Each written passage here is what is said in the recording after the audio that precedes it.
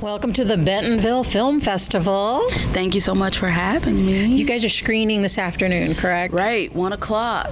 So, it's going down. But you've had screenings other places, though. Right. What's the reaction been? The reaction has been really phenomenal. We premiered at South by Southwest, and I was a wreck.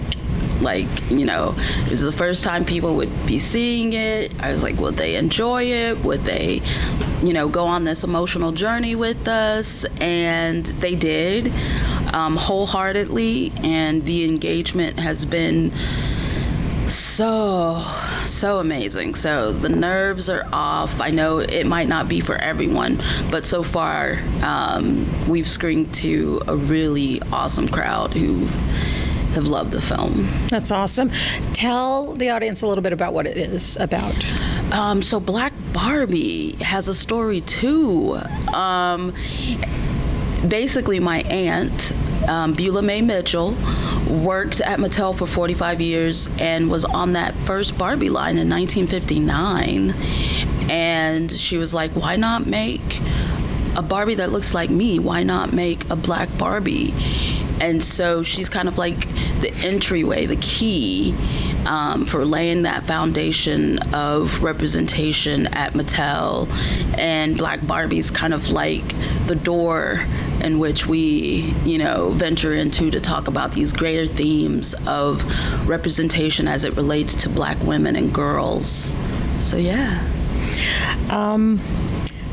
I know you said in the documentary you were inspired because you saw all the dolls your aunt had. I was what? Inspired to do this. Okay, yes. Because of all the dolls you saw that your aunt had. Are you a documentary filmmaker or are you a feature filmmaker? Tell me what your background is. Right. So I am a writer-director in the scripted space. This is my first documentary. I did find it rather challenging. It's definitely a different, craft in and of itself. So all respect. So yes, I was inspired because I'm not a fan of dolls, And so I think when you're not a fan of something, one of the best ways to kind of unpack that is to learn, to go on a journey of exploration and being open to what you may find. And so that's basically what inspired me to go on this journey, is to kind of learn why I hate dolls and why my aunt loves them. And it's a great intergenerational journey that we go on. Documentaries, most of the time, you're either showing the truth about something you're passionate about or you're inserting yourself into it. Why did you choose to make yourself part of the journey? I didn't want to for a really long time. So watching the film, you'll learn that the documentary was 12 years in the making. We had 10 years of development and then 2 years of filming, editing, and after we received the funding to make it. And I didn't want to. I'm definitely a behind-the-camera type filmmaker. And so after workshopping it, had a bunch of residencies, fellowships, grants, and talking with like-minded people, they were like, you have to be in it. And I was like, how? I didn't want to do a sit-down interview. I didn't want to talk about the process. And then finally, I did put myself in there in a way that I feel comfortable with. And I hope that shows in the film. As just the person coming along asking those questions like, I have a question. Well, I loved the fact that you said, I don't like dolls, and I'm going to do a documentary about dolls. Yes. That was brilliant. I can't believe my life right now. If you would have asked me when I was younger that I would be some form of walking encyclopedia on, Black dolls, I'd be like, what? It's like, yeah, right. I don't know what multiverse that's in, but okay. Yeah. Yes. Because doll people are fanatical. they can be, and they can be inspirational. Like I said, I came to the project with a very open mind, and so I was just, floored. I don't know, some people may be watching the film as well, as to how much of an impact something like this could have on someone's life. And so it does, beg to, ask that, it's all fun and games, it's a toy, until it's not. And so, yeah. Yeah, the reactions you got from people in the documentary that were in tears. Yeah. Grown women, they were like, oh my God, I didn't realize how much this really affected me. How much this really affected me. And I didn't realize how much it really affects me as well, and how, it took 21 years for a Black fashion doll to be worthy of the Barbie brand.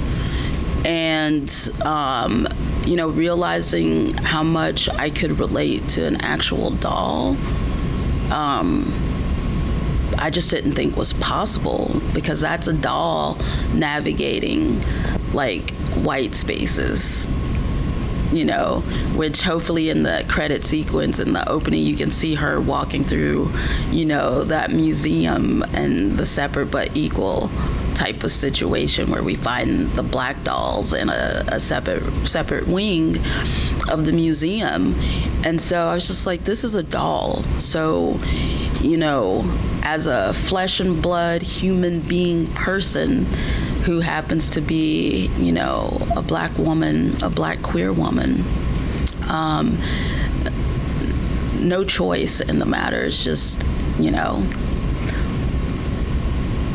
what it's like navigating in the real world.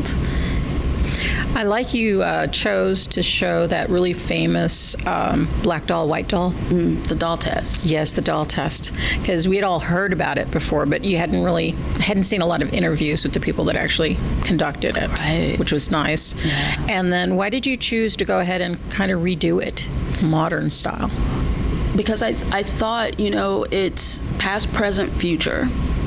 And if we're looking, at how much progress has been made, on the surface, yes, it looks very much like the progress has been made. And, it has to a certain extent, but we still have a very long way to go into really, as one of our researchers say, dismantling and disrupting this master narrative. And so we learned that the children, while they are grounded in a foundation that feels very affirmative, that, you can see it start to just kind of chip away that affirmation. That final question, we're not going to give it away because we want people to see this. That final question, I was like, oh, really? We're not going to give it away. Watch the film.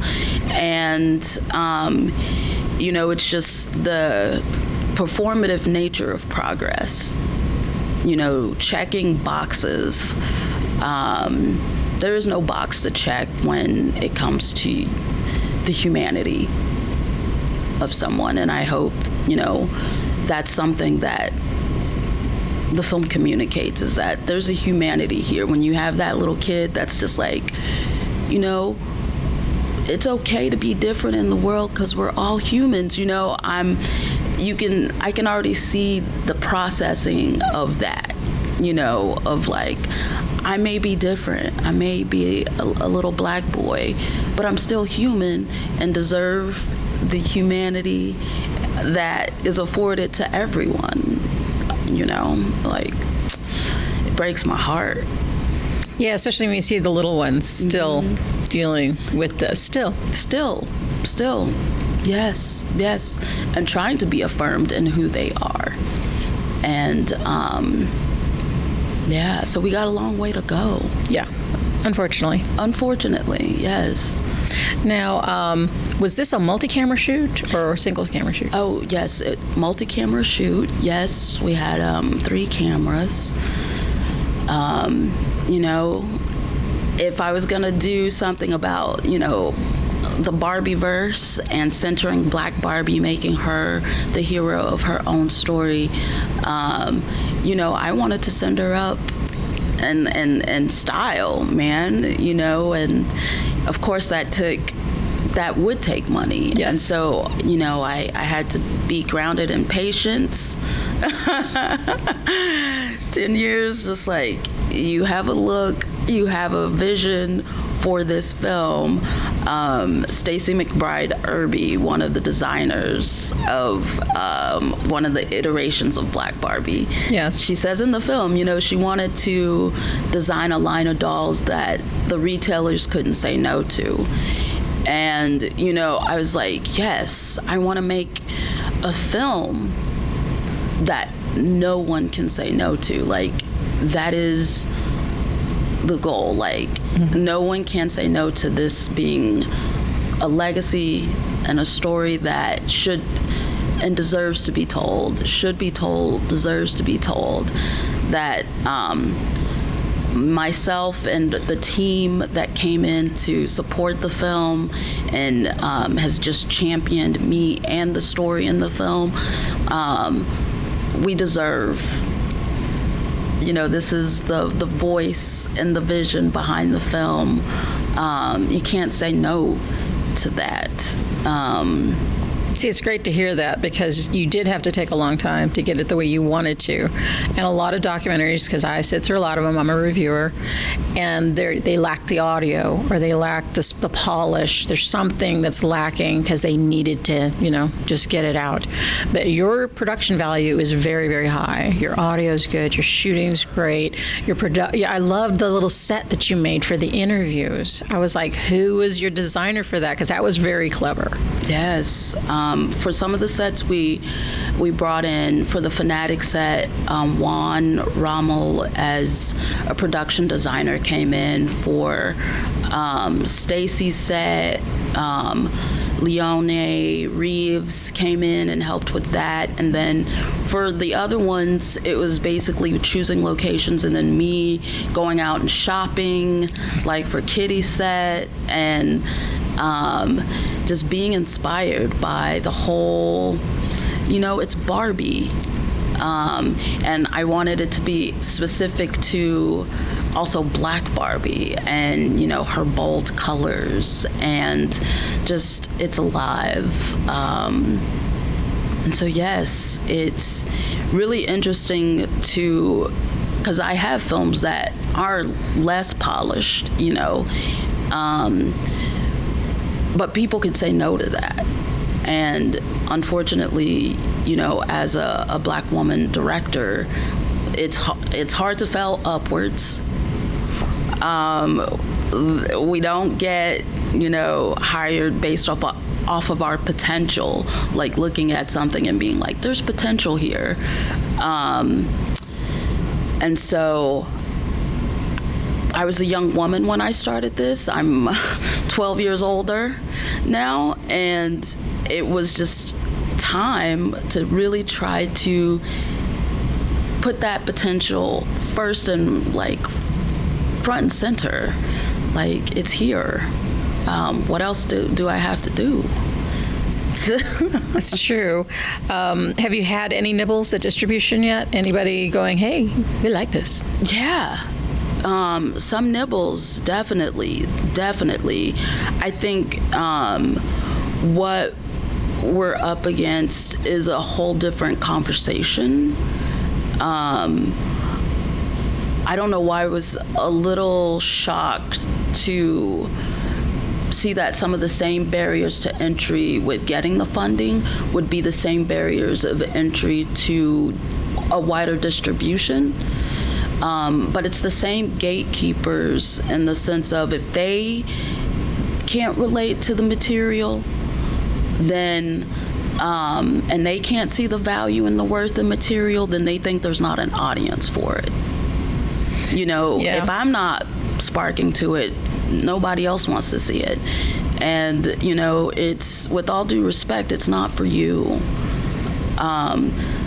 you can stand to, learn the most from it, actually, if you truly watch the film with an open heart. They have a built-in audience, though. That's I don't understand why somebody wouldn't jump on this. Barbie has legions of all over the world of people that will go and see it just because it has the word Barbie in it. Yes, but I think the difference is Black. I will talk about the elephant in the room. I'm like, hey, okay, so we got something that's made by Black women filmmakers, for Black women, about Black women. Okay, there's no value in that. Wow. And that's what we talk about in the film. I'm like, you do understand that, the conversations that we're having in this room is what the film is about. Yeah. Oh, yeah. And so, there is an audience for it. And the barriers that we have to try to get out of the way so that we can get out there to that wider audience, that's a different story. Yeah. I know I had a filmmaker this week that I talked to, and their first film, they literally kind of self-published. They called, I don't remember how many theater chains, and begged for them to run the screen. People will come if you run it. And they actually were able to get traction that way, but they had to do it because they were looked at as, oh, you're female, this is your first film, this is not going to be worth anything. Right. I mean, if that's what it takes, it's so exhausting. I'm so tired. I'm like, can something be easy for once? Oh my gosh. Sign me up if it's there. Oh my gosh. If it's a risk, but it's a risk worth taking. The numbers have been there. I'm like, the Woman King audience, that's us, then some. It really is a 4-quadrant film. But since it's coming out of my mouth, then we need to get an influencer to see this. Say, hey, influencers. And then there's that. Yeah, it's like, influence, do something viral, do this. Come and I'm on, like, oh my gosh, really? Is this? Because you're a filmmaker. You're supposed to make films and then let somebody else take care of the other stuff. Yeah, I respect all occupations. I'm not good at everything. I have I'm humble beginnings. I know I'm a storyteller. I hope this film, shows that I'm pretty good at that. But I'm not a marketer. I know what I'm not, and I know people who are, though, and I respect the job that they do in that arena. They know what they're doing, and I would love for someone to come in and, do what they do on that front. All respect, so much respect. And such a willingness to lean into what my strengths are and what my weaknesses are. And you got to be aware of many hats in this industry, and I really want to take some off. I'm not out here trying to, Black women superheroes. You know what? Again, why does it have to be that way? Because the lack of progress, because the lack of being able to, tap into the potential. We have to be those overachievers. I love when Kitty is like, and I remember my editor wanted to take it out, and I was like, no, absolutely not. They asked her to come back with one design. She came back with 6. Yep, I loved that. I was like, no, this shows how much more beyond that we have to go in order to be, and it speaks as good, and it speaks to what we say later when Brooklyn shows up and she's an overqualified just to be equal to. So all of those little nuggets are in the film. We don't hit you over the head with them. No. But they are there. Yes, they are. Just to show what it means to navigate. to sit at the table and eat the breadcrumbs. Now, did Mattel give you access? Or did you do this outside of Mattel's blessing? Yes, so it's not a Mattel film. They're not associated with the film at all. And so it wasn't necessarily about, access. It was just me being a filmmaker and my aunt, and seeing that there is a true story here that really unfolds, showing us, I think we say representation matters in a way that's kind of throwaway. Like, what does that mean today? Yes, because there's a lot more to represent now. It's not just melatonin. Right. It's not just checking a box. The lived experience of BIPOC people, it's not a monolithic, experience. And so I feel like the film is really thinking in terms of inclusivity in a way that includes diversity of thought. Like, you're invited to the table not to just check a box, but to be asked, what is important to you? What do you think? And not to just,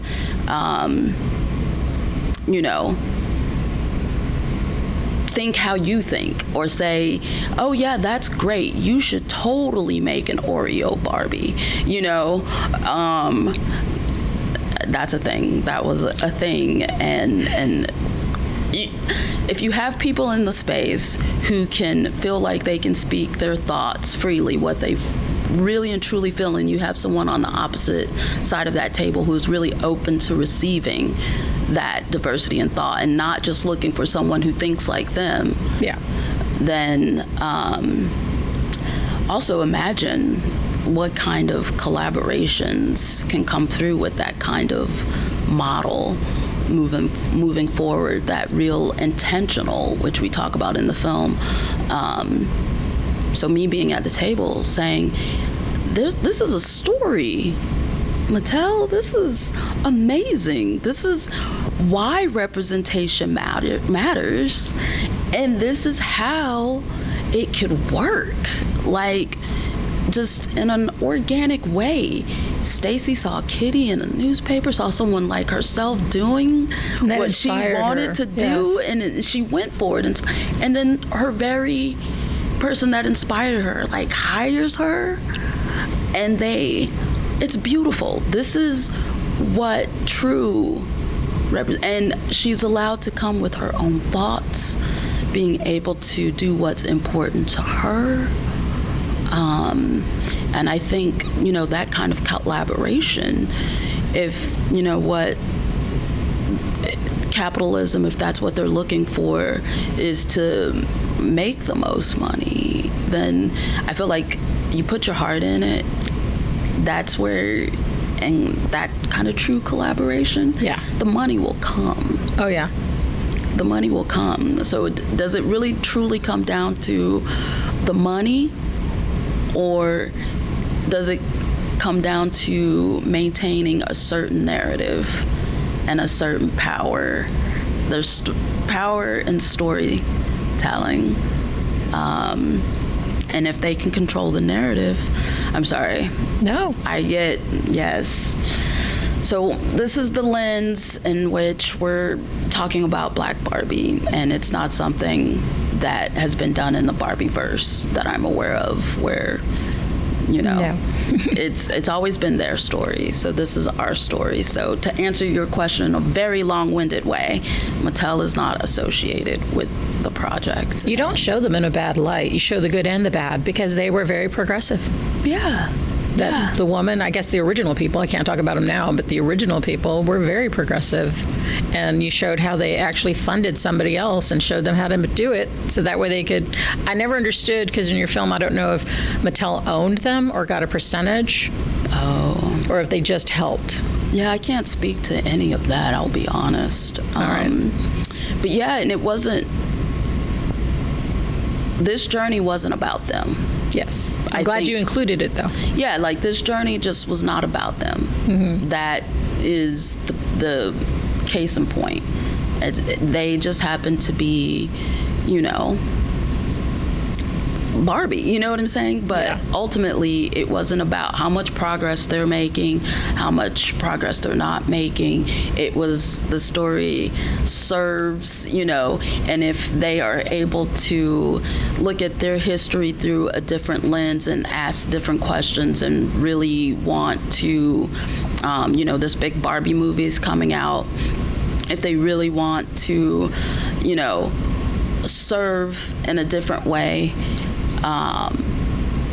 then that's their opportunity to do so, and look at some of their IP through a different lens, to construct, you know, a true multiverse, as Mason says, and that means bringing in people who will ask tough questions.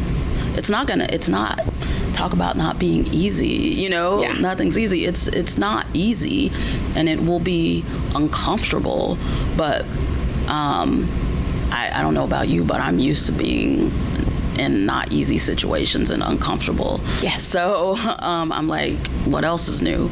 But it'd be great for that kind of progress to have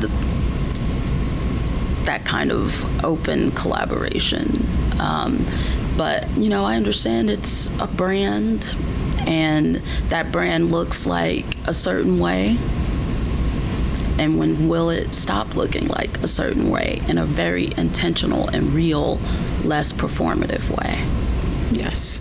Well, that's why your documentary is so important, because it's, for one thing, it gives us a lot of information, but it's entertaining too. Yes. I love the little dolls moving around. I was like, oh, look. And here's the thing. I know I'm talking about a whole bunch of heavy stuff in a very vague and nebulous way, but I wanted to have fun with it. I mean, it is dolls. Yep. And there's no reason why we can't have a fun journey into this story, you know? Like, I like that about your storytelling, because you were like, I was like, oh, I love the fact she's using the dolls like this. Yeah. Like, why not? Oh, you know, that was one of the earlier I was like, well, we have to do like dioramas, miniature sets, something, because it's Barbie, it's dolls. Like, we got to do something. What would that look like? All right. Yeah.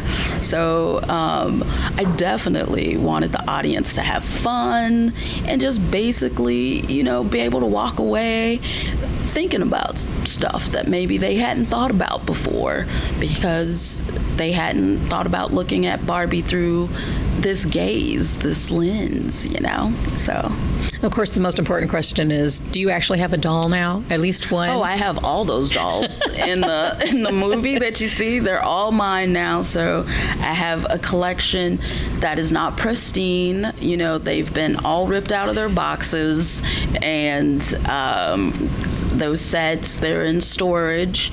So, yeah, hopefully someday we'll have a cult classic film that these dolls and miniature sets can go to whoever, and they can set them up as a, you know, this is a part of Black Barbie's story and a part of her legacy, and can really lean into that and open it up and put her on their timeline. So maybe in the, you know, 150-year anniversary book, you know what I'm talking about. Yeah. Watch the film. Oh, yeah. Watch this film. Yes. Yes. That's awesome. Thank you so much for sitting and talking with us. Hey, yeah, not a problem.